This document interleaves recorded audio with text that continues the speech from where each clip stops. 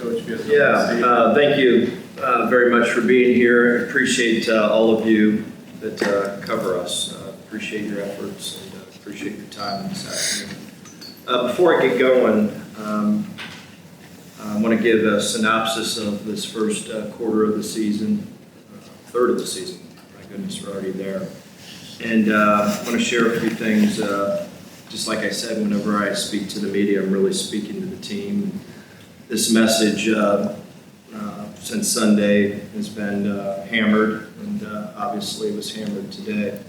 But when you look at the first four games, you played Fordham, which was an inferior team, and you handled business and did what you were supposed to do. The next two, Penn State, Texas A&M, we were the inferior team. Had a lot of challenges. Was able to play really good football against Penn State. I don't know if we had enough to push that one over the top, but played really, really well. Texas A&M, same animal, very good football team. We played extremely well. Had an opportunity, one or two plays, to push that one over the top, which would have been a monumental win for this program. ODU, we get to ODU, and since January I've been saying it was going to be equivalent to playing an upper echelon to a type of MAC championship type of game. And they were identical to us. It was a like matchup in every aspect of the word. And when you look at it, that loss, everyone remembers the kicks and what have not, but really, when you look at it, drive number one, we missed an opportunity to score a touchdown. We had Malcolm beat, he slowed up, and Connor threw an excellent ball, and we didn't execute that touchdown. We had a touchdown call back here on Harold Fandon, called for an illegal pick. The interception, and everyone, I played quarterback, and I know whenever it's a quarterback error. I know whenever it's a protection error. I know when it's a spacing error. That's the great thing about playing quarterback and playing offensive line, in my opinion. When there's a sack, everyone blames the offensive line. That's sometimes the case, and most of the time not the case. The interception went from a play that should have been a plus 25. He threw it to exactly the spot he was supposed to throw it. We didn't use any technique. It was man coverage. We ran it like it was zone. We were undercut. If we use the technique, it's plus 25, and we're in an unbelievable situation. And rather than be in an unbelievable situation, the ball is on the 20-yard line going in, and that's adverse waters, as we know. And we didn't finish on defense. It's the first time this year that I can actually say that we did not play hard on defense like we normally do. Is that a general statement? Yes, there was individuals that absolutely played 100% at times. It just wasn't the same collective effort that you saw in Penn State and the Texas A&M game. And when we talk about to our team, and this is where I want to share again, sending the message to our players again. There's really four keys to winning a game. Number one, the mindset. And what we always talk about is there is no such thing as logos. And in the first three games, we absolutely did an unbelievable job with that. Fordham, we knew that they were an inferior team. All the guys were excited about a home opener, and they played absolutely like savages. And then we go to two teams that, it's hard not to recognize those logos, but we always fight against that. Don't believe in it. And played really well. Didn't get caught up in the logo. Didn't get caught up in we're playing an upper echelon big team and SEC team. Didn't get caught up in it. And then I hate to say this, we looked at the logo last week, and it was a mistake. I obviously did not do a good enough job presenting to our team that this was a upper echelon, big time ball game against in my opinion, probably one of the better MAC teams in our league. And we got caught up in the logo, and so that was a failure. and that's my responsibility. Number two, when we talk about keys to winning, we talk about preparation. And I can tell you right now and look every player in the eye, I thought our preparation inside the building was a 10. I thought we practiced like unbelievable. I thought it was a great week. And, when we always talk about preparation, we say, what are you doing off the field? I can't measure that. I'm assuming we did a good job with that. And then number three, we talk about all the championship habits that you have to do in terms of taking care of your body, being in the training room, nutrition, sleep, hydration. I thought we did an excellent job with that in this game. And then we get to game day. What's got to happen on game day is, number one, you got to have laser focus. And we did not have laser focus. Did some of our guys have laser focus? Absolutely. Absolutely. And then we go to, on game day, what's got to happen to win is you got to do your job. And there were some guys that did an unbelievable deal with their job, and there were some guys that absolutely did not do anything they were coached to do.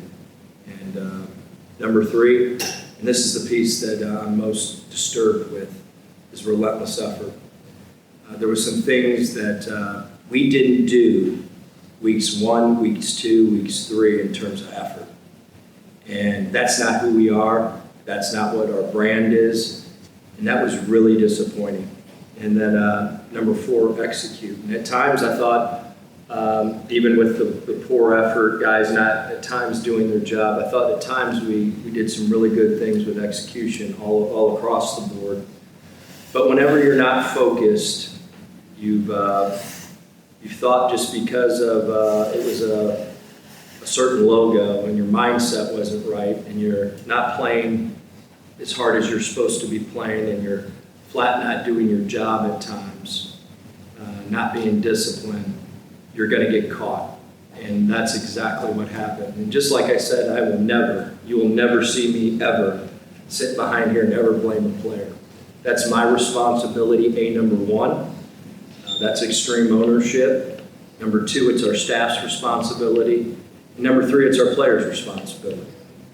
And the fact of the matter is this is going down in my career as probably one of the more painful losses that I've ever experienced. And I think our team felt that. And I think, as much as I hate to say this because I hate losing, this might have been the best wake-up call for us this early in the season. Because the fact of the matter, if you look at college football right now, it's happening everywhere, across the board. Teams are losing to teams because they're worried about the dang logo and they're not showing up and they're not doing their jobs. It's across the board. I would never want to be a gambler in this day right now, because these gamblers right now and all these odds makers who are ridiculous at what they do, they can't measure mindset. And that's what's going on right now. And we've got to fight against it, and I got to coach better against it. And we will. But, life is short. Football life is short. And I'm hoping to goodness that this was an unbelievable wake-up call, because the logos don't matter. It doesn't matter who you play. They don't matter anymore. And if your mindset's not right, your prep's not right, your habits aren't right during the week, and again, 3 out of the 4 I think were. But, when you're playing an equal team, those things are going to show up. And I use the example on that, and I never like to share examples of other teams with our players, but I thought it was, number 1, I think he's a great coach, Ricky, Ronnie, who we just played, and he shared with me after the game his thoughts and vice versa. And he goes, Scott, can you imagine going to the press conference like this? The kid that jumped over the center wasn't even supposed to rush. And that's what we're fighting against right now. And that's what we're coaching against right now. Do your job. Be disciplined. Do what you're supposed to do. And I shared that with our team because we did some things very similar. And what we've got to do is we've got to eliminate that and make a run at this thing 1 game at a time, 1 week at a time, and go from there. So thank you for letting me talk to my team. All right, if you have a question, we got the microphone, please just signal to the communications associate here to my left. Scott, even with this 1-3 start, is the confidence level still, high with this team, knowing that you are only a few plays away from possibly being 4-0? Yeah, we're 16 points away from being 4-0, and but that doesn't matter. The fact, like when you really look on paper, this team should be 2-2, but we're not, and we let one slip away because of mindset, and just like I said, that's my responsibility. We didn't play hard on some plays, and that's my responsibility. We didn't do our job on some plays, and that didn't show up week 1 and week 2 and week 3. And just like I said, as much as that stinks to lose that way, I hate to say this, I'd much rather it happen right now than walking into this 8-game stretch that we're about ready to play. And I'm going to remind our team every week about the feeling and what happened and why it happened. And that's just the facts. And the fact of the matter, just like I said, we're fighting against each other right now and coaching against each other. And what I mean by that is just do our job, do what you're supposed to do, and everything's going to work out just fine. And after that, the football gods, it takes care of itself. But the fact of the matter is we did some things that we have not done in weeks 1, 2, and 3. How nice is it going to be going right from non-conference play right into MAC play? Don't have that back and forth like last year. Is that maybe kind of a bonus in your opinion? I love it. I think as long as I've been here, this is the toughest three-week stretch that we've had. And we've had some tough stretches around here. I mean, hard. But you played 2 big-time football teams. You played one that was identical to you in talent. So it's been a great preparation for the most important part of the season. This is the most important. This is why you come to Bowling Green. You come to Bowling Green to try to win MAC championships. And our approach, we're not even going to talk championship. Our approach is going to be 1 week at a time. And 1 day at a time, we're going to win the day. And fight against all the things that causes teams to lose right now in the era that we're in. Just looking at Harold Fanner, a couple more awards that he got today. When you recruited him, out of high school in Canton, is this what you thought he could become? What were maybe your first impressions when you saw him in high school? He's going to be a pro football player. No, there was no question. We've recruited a lot of really good players. His attributes in high school were exactly what it looked like at all the places I could. He could play anywhere that I've coached. He's a great player. He's got to keep concentrating and doing the things that he's doing. And I said this to our team. He's a freak show. I mean, he is a very, very good player. But I said this to our team. I never have to worry about Harold not aligning right. His splits are impeccable. I never have to worry about his technique. I never have to worry about his depth. I never have to worry about him not getting into the right spot and causing spacing problems. And then the rest of the play, those are all the things that everyone can control. Every single guy on our team can do that. Every single one of them. Now what happens with him is when the ball gets into his hands, he's got great natural mitts, he has the ability to score. Not everyone has that, but everyone has the ability to get in the right split.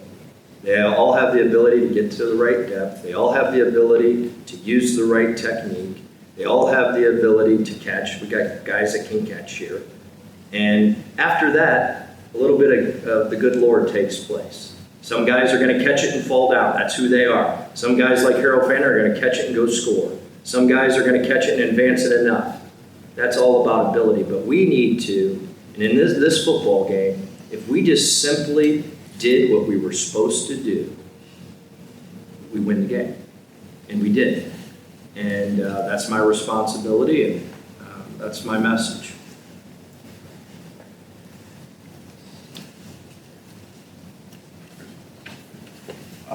Scott, what kind of challenge does the Akron team pose? Yeah, number one, I think Joe does an unbelievable job. He is a great football coach.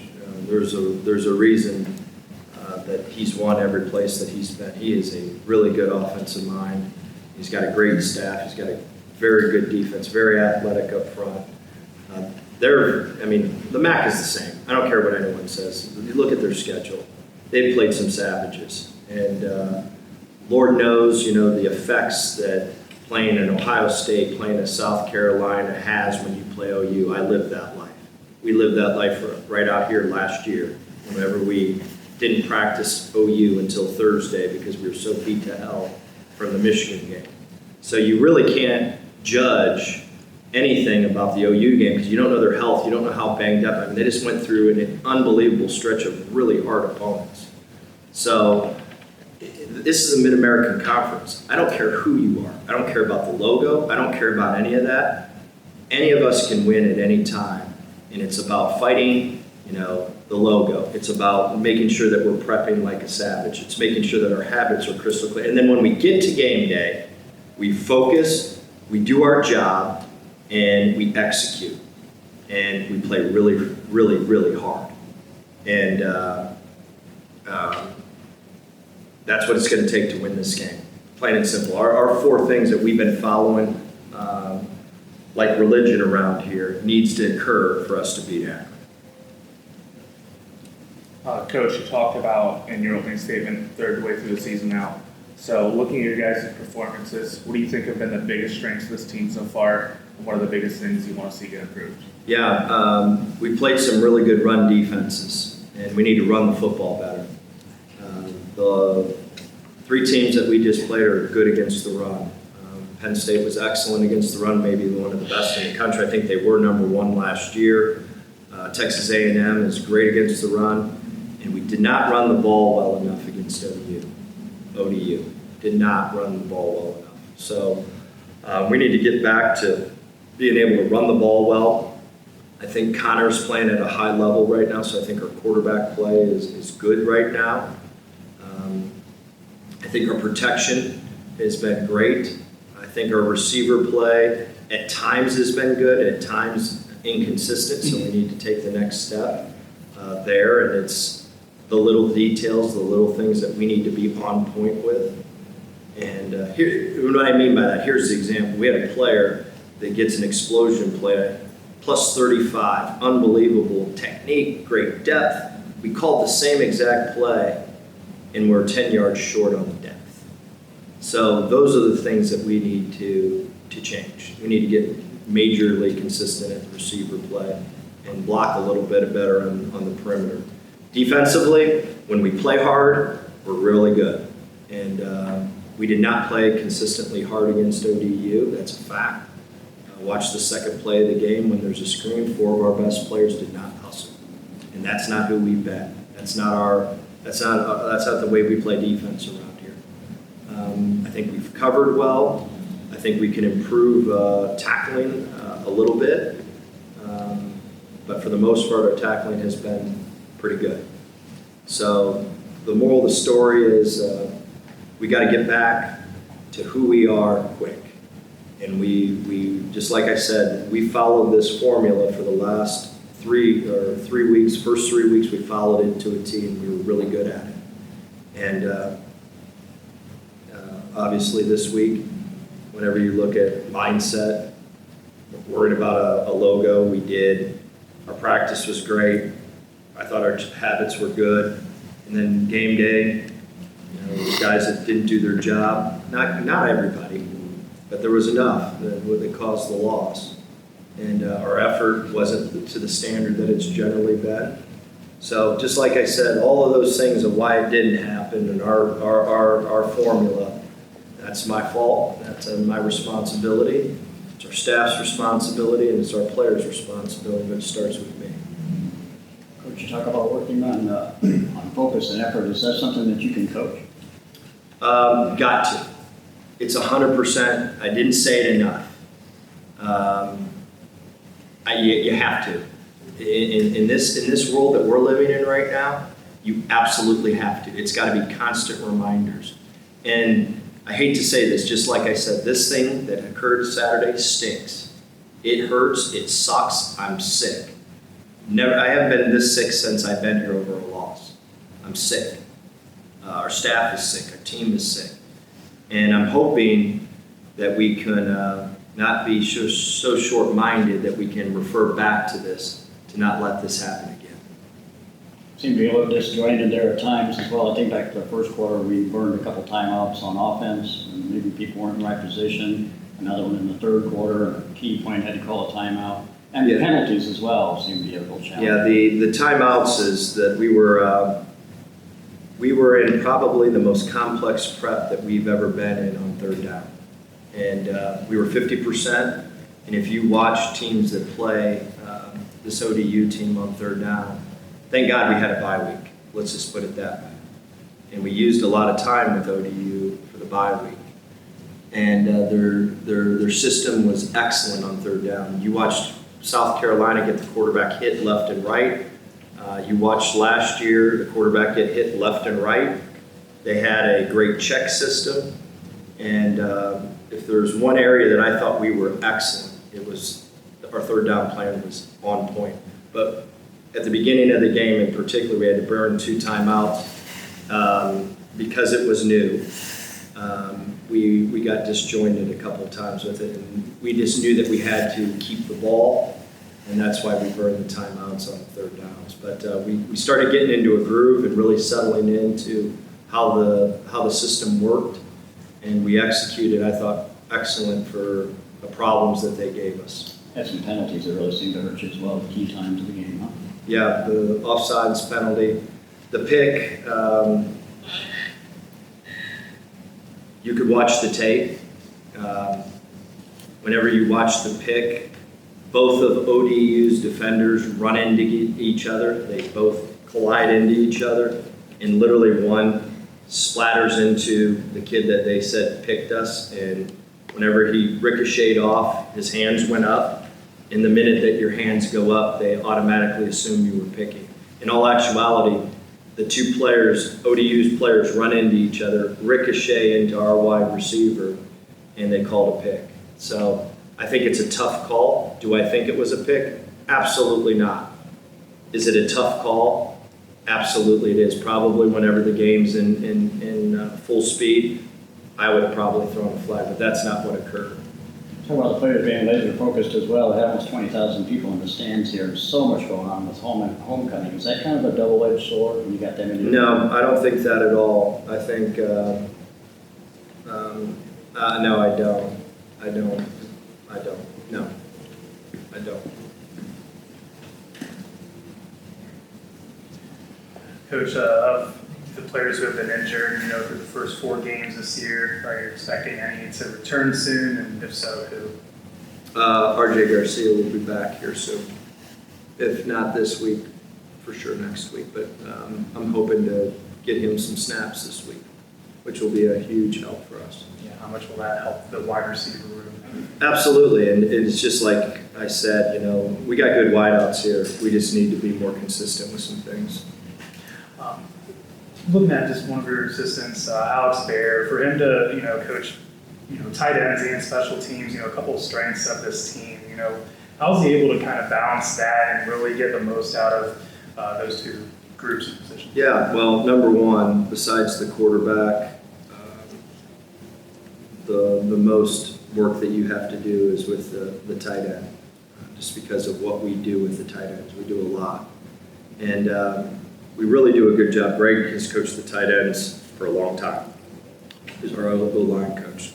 There's some things that Soup helps the tight ends out with. So it's a group effort, and it's got to be a group effort in terms of what we're doing with Alex because of, one, he's in charge of the special teams, which takes numerous hours. And then I think what we do to help Alex is I think myself, Greg, Soup, Max, we all kind of help Alex get ready to prep for his meeting to get ready for the tight ends. But he does an unbelievable job. To do both of those jobs is extremely difficult, especially in this offense. this offense is a very complex deal with the tight end, and it's generally feast or famine. Right now, it's feast because we've got some really good players at that position, and I think Alex does an excellent job coaching the tight ends. I think Greg does an excellent job of helping with them. I think Soup does, and then I think we, every once in a while I put my 2 cents in there, but I try to stay away from their business.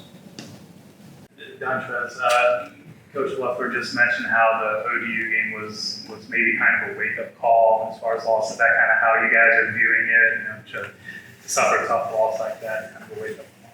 Yeah, definitely a wake-up call for us this week. Just, with the 1-3 start, and being, honestly just a few plays away from being 4-0, like, is it kind of frustrating being 1-3, or are you guys kind of looking at it like, we're right here in these games and we have a chance to win these games? It's a mix. We frustrated at the record, but we also know like we are right there, and as a team, we just got to make certain plays, and it could be different, but yeah. What's the confidence level like with this team as we enter, MAC play next week? Is it high? Just kind of what's the mood in that regard? I think we have a confident team. It's just about like, are we going to play to the level of confidence that we have? You guys have faced outstanding running backs and rushing teams this year. Obviously, they've been able to have some success against you. With some really good running backs in the MAC coming up, what's maybe an area of focus in the run defense that you guys are looking to maybe improve on or really try to take a step forward? Just playing more aggressively, and the D line is just doing our job, staying in our gaps, things like that. Put emphasis on that. Coach talked about it in his statement. You guys are third way through the season now. So looking at you guys' defensive line and defense as a whole, how would you evaluate that up to the season up to this point? So far, I don't think we didn't play up to our standard the previous years. So definitely just not our standard of D-line or defense play. And then you guys go to MAC play now. So how's the team looking at that? How's your guys' mentality going into MAC play compared to the first 4 games of the season? Coach, he talks about splitting like the season in the group. So like our first 4 games, we had those, but now it's MAC play. So I think we just got to come along and just start learning about the details more, and start wanting to know like go each week. Yeah, I was just thinking, Dontrez, Coach mentioned something about players not being laser focused, effort, et cetera, things. He said there were a few that maybe didn't give 100% effort. Did you see that in players as you were talking to them during the game? Did you see maybe, obviously ODU took the opening kick and went down for a touchdown. Do you think you guys were, maybe some players on the team weren't as focused as they could have? Yeah, definitely. There were some guys out there that wasn't as focused. As far as like seeing it on the field, I didn't necessarily, but like when we got to the tape, like I could see it a lot. Levi, 1-3 record. Is it frustrating being 1-3, knowing you're literally like 3 plays away from possibly being 4-0? Yeah, it's not something that you necessarily want, but you can't dwell too hard on that. You got to just look forward to what we have this week. Going to Akron, a good Akron team that's played a really tough schedule, and you can't let what happened in the past affect this week. Even with the start, obviously there's a lot of positives to what you guys have done. Is the confidence level still, relatively high with this group, knowing that you are in these close games, especially against some good opponents? Yeah. I mean, that's something that should never waver. We come in here every day, and if you don't have confidence in what you're doing, it'll never happen for you out on the field. So no matter what happens, you just got to stay confident in what you're doing. Harold Fannin obviously has really been on a great pace this season. What between everything that he can do, just his fingertip catches, over-shoulder catches, lining up everywhere. What is the most impressive part of his game, in your opinion? I mean, it's pretty hard to say what's the most impressive, but just the ability to be such a great playmaker. He's the best tight end in the country. There's no doubt about that. And everything he does is just, from the attention to detail in practice to him being able to pick up new things during the week in the meeting room. He does a great job with it. And so all around, very impressive. He does a good job blocking too when he gets his nose in there. So What was he like when he first, as a freshman when he first arrived on campus? Obviously he made a huge impact right away, a bunch of rushing touchdowns, but did you guys see that talent and that possibility like we're seeing now?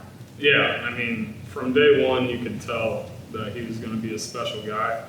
A little quiet at first. You gotta get him to open up a little, but he really is a great dude and somebody that you'd love to be teammates with. And it's a great thing. Levi, first 3 receptions for you of the season against Old Dominion. Can you just talk about your performance on Saturday? Yeah, I'll do whatever is asked of me. Happened to get a couple receptions this week, and it's good to get involved in everything. But whatever the team needs me to do, that's what I'll do for. Can you talk about the atmosphere as well? We didn't ask Coach this question, but 20,000 fans here. You guys feed off of that. Was that a distraction for you? No. It was a good homecoming turnout. The atmosphere was good. It's so fun to see everybody in the stands, and I don't think it's a distraction. I think it's more something you can feed off of, and got to do a better job here in the future of closing the deal late in the game with all those fans here. Coach talked as well about some individuals maybe that weren't as focused as they should have been or could have been, and you could really tell when you look back at the tape. Did you have any inkling? He said practice all week was quite good, but he thought you guys left some opportunities on the field just because folks weren't laser focused and didn't have great effort in that game. Yeah, you look back at the Old Dominion game, and there's stuff all over the field that you want back, and it's really hard to swallow. But like I said earlier, you can't dwell too much on it. And we did have a great week of prep, and I felt super great going into the game. And we had a great game plan. We did a solid job, but just down the stretch, we got to do a better job being laser focused and close the deal. After a pretty tough non-conference schedule, how excited are you guys to get into MAC play and start facing these conference opponents? Yeah, very, very excited. Got a really good Akron team that are playing here who went through, brutal schedule. So, this is time to get into everything that we want. Everything's in front of us. So, got to take care of business this week.